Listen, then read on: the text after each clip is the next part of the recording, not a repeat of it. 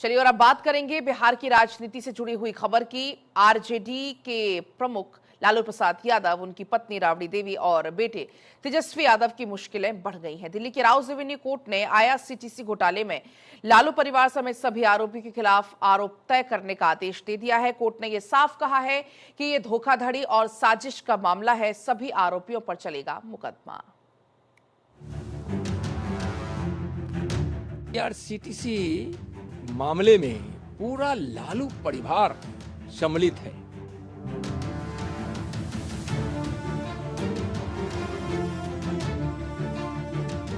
चले हैं तेजस्वी बाबू बिहार बदलने और 420 का आरोप तय कराकर अपने खिलाफ।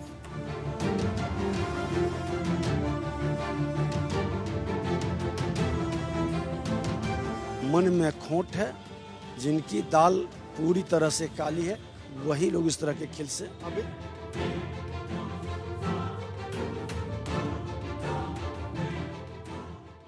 आज एक बार फिर से न्याय की जीत हुई। लालू परिवार पर आरोप तय कर दिए गए।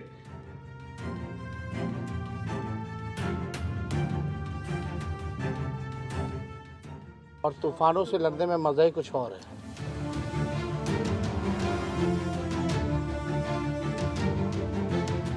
चाहते हैं कि पॉलिटिकल वेंडेटा का इस्तेमाल कर करके एजेंसियों का दुरुपयोग करें।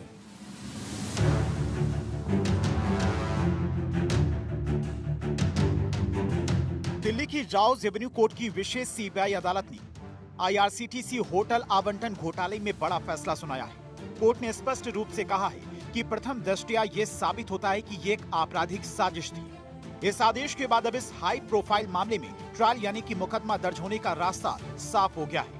कोर्ट ने माना कि लालू प्रसाद यादव ने रेल मंत्री के रूप में अपने पद का दुरुपयोग किया, टेंडर प्रक्रिया में हेरफेर कर निजी फर्म सुजाता होटल को अनुचित लाभ पहुंचाया। लालू यादव पर भ्रष्टाचार निवारण अधिनियम की धाराएं लगाई गईं, जबकि राबड़ी देवी और तेजस्वी यादव समेत अन्य पर धोखाधड़ी और आपराधिक साजिश की धाराओं में आरोप तय किए गए।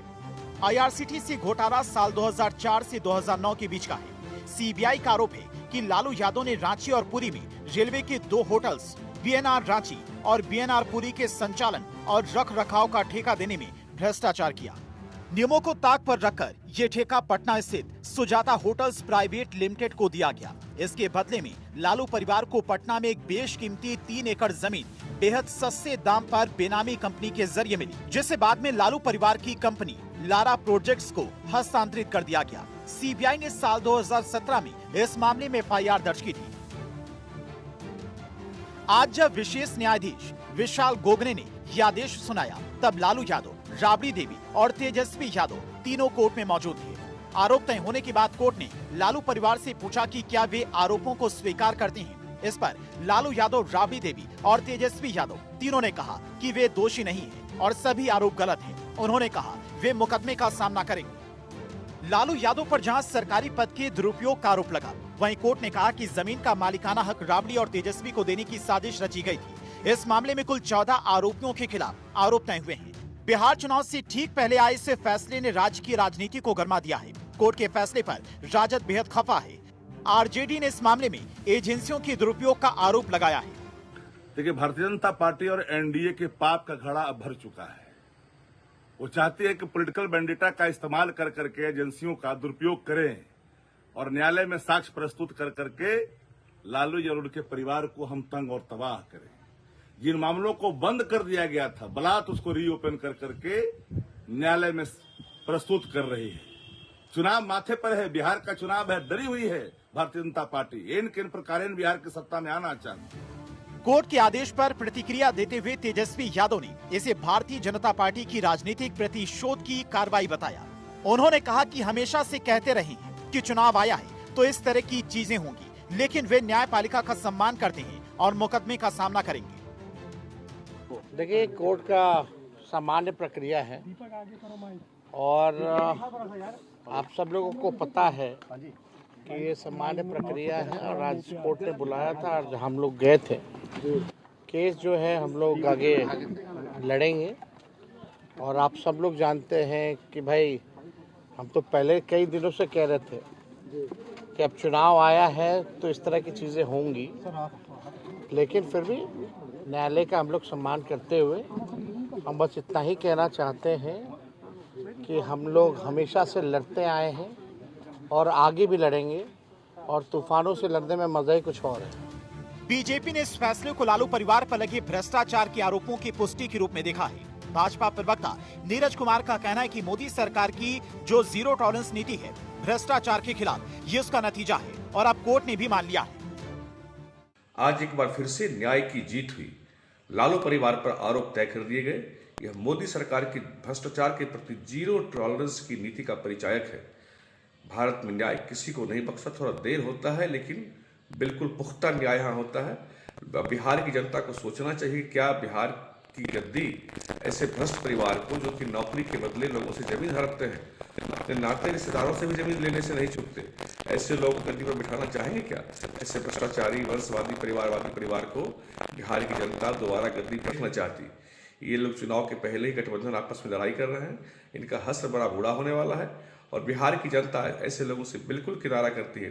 तो पहली कहानी तो यह है कि चले हैं तेजस्वी बाबू बिहार बदलने और 420 का आरोप तय कराकर अपने खिलाफ। मित्रों, लालू प्रसाद के पूरे अगर हम शासन को 3 वाक्यों में कहें, चारा खाना, अलकतरा पीना बिटुमिन, और सरकारी संपत्ति की बांटने में टेंडर में हेरा फेरी करना और जमीन प्राप्त करना, और चौथा, 3 नहीं 4, चौथा, जमीन दो नौकरी लो। देश के कानून सबके ऊपर लागू होते हैं।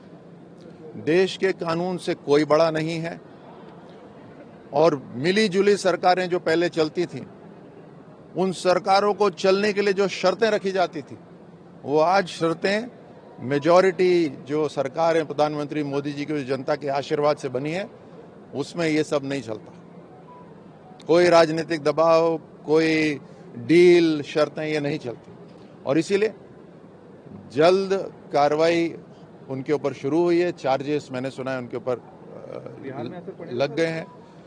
देखिए, राजनीति अलग है, लेकिन अगर कोई कानून का उल्लंघन करा है तो उसके ऊपर कार्रवाई होनी जरूरी है, तो उसके ऊपर इंक्वायरी होगी, चार्जेस लगेंगे।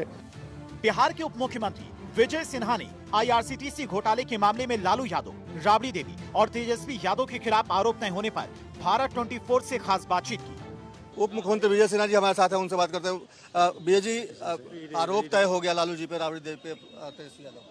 देखिए, संवैधानिक संस्था माननीय न्यायालय के द्वारा जो निर्देश दिया गया है, जिसको संविधान में विश्वास है, वो स्वीकार करते हैं, और इस तरह के कार्य में वही लोग विरोध करते हैं या भ्रम फैलाते हैं जिनका मन में खोट है, जिनकी दाल पूरी तरह से काली है, वही लोग इस तरह के खेल से। अभी तक महागठबंधन का सीट बंटवारा नहीं हुआ, आप लोग पे आरोप लगा रहे थे कि आप लोग में तय नहीं हो पा रहा है, और आप लोग पहले कर लिए, क्या कहेंगे विजय जी?